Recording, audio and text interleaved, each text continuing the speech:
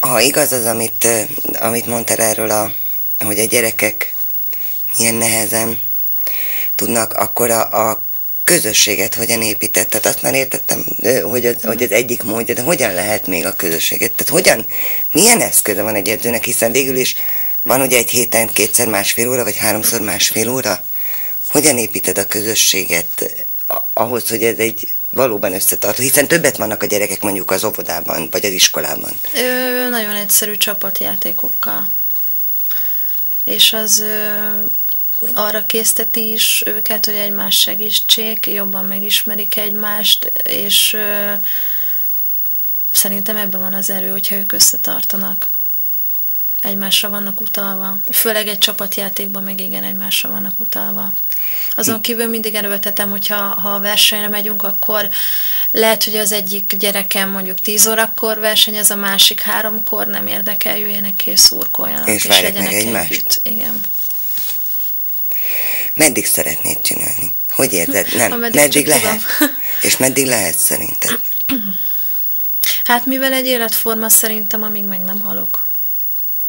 És az életforma, erről már beszélgettünk a Gerddel is, de tőled is érdekelne, hogy azon túl, hogy az ember, végül is mindenféle sport egyfajta életforma.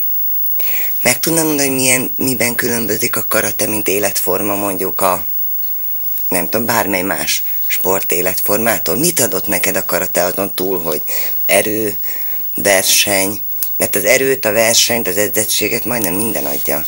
Nem biztos, hogy eltér más sportágaktól, nem tudom, mert nem űztem más sportot, de nem hiszem, hogy eltérne. Szerintem ugyanúgy más sport is adhat kitartást.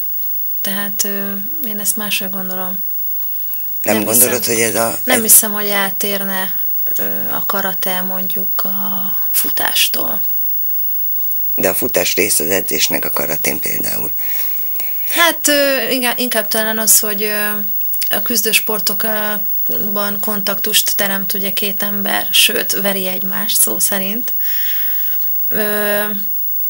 De nem hiszem, hogy ez eltérne. Ez például nagyon érdekelne, hogy lánylétedre.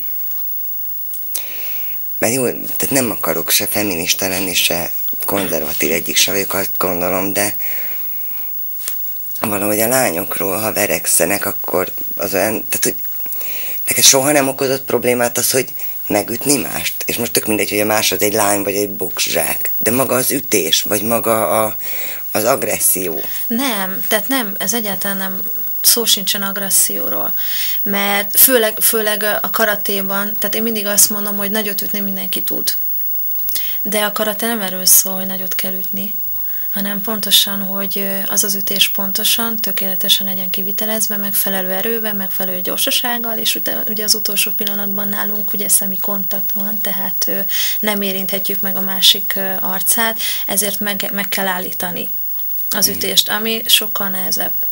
Tehát én egyáltalán nem úgy fogom föl, hogy most én meg fogok valakit ütni. Megüthettem volna.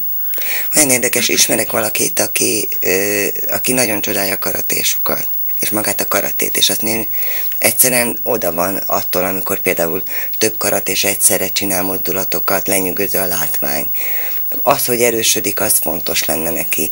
A formagyakorlatok, a katák, de azt mondja, hogy abban a pillanatban, hogy az jut eszébe, hogy neki szemtől szembe kell küzdenie valakivel, azt ott úgy megállnál a tudomány. Hogyan lehet valakinek, akinek mondjuk ilyen gondja van, segíteni?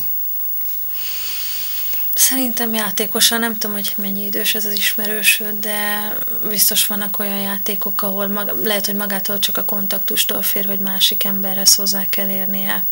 Ha valaki például nem akar egyáltalán küzdeni, de mégis akar karatét tanulni, olyan lehet? Vagy ha valaki nem akar versenyezni? Persze.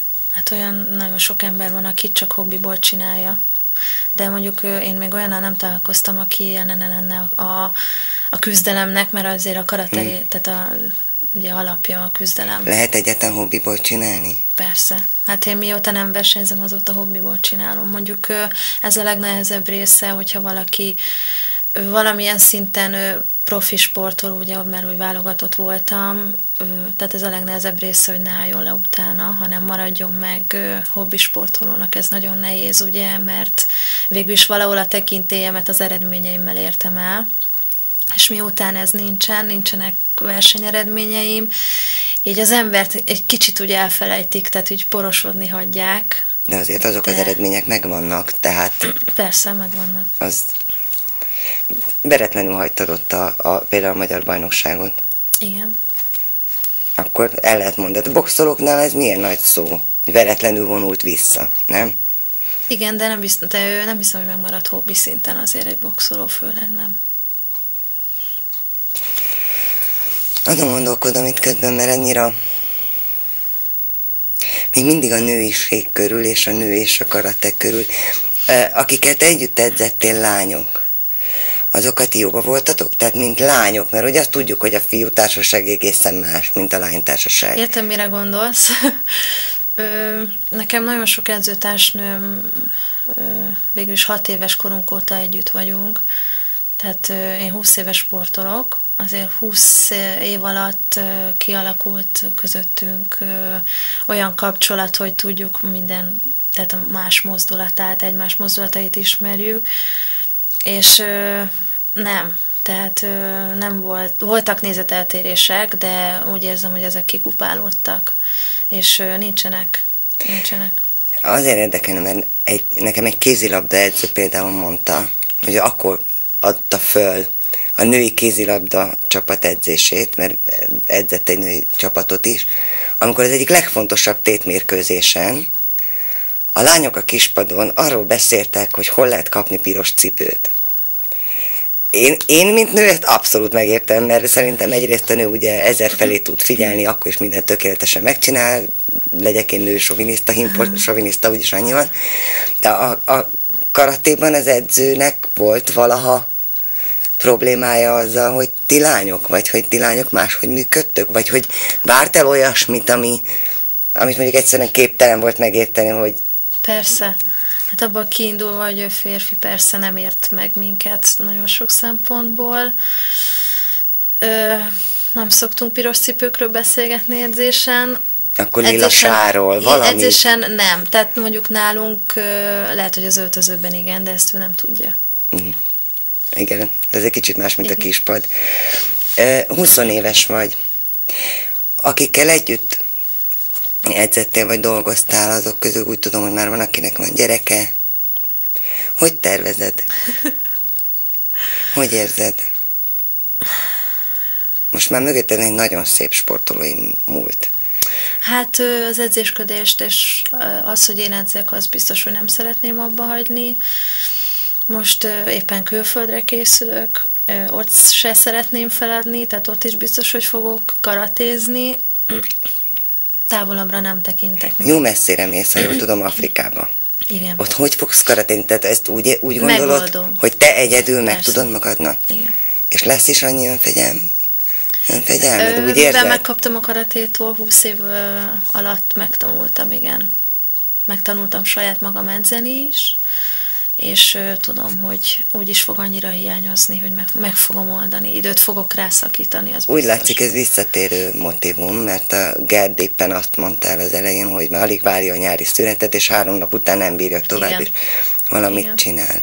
Hát igen, kevés ember van, aki így van a karatéval, de aki így van, az szerelmes belé. És nem, tehát igen, persze nekem is volt, főleg amikor majdnem minden hétvégén versenyek voltak, akkor ugye magánélete nem nagyon volt az embernek, de amikor megjött a szünet, akkor meg nem találtam a helyemet. Hogy bírtál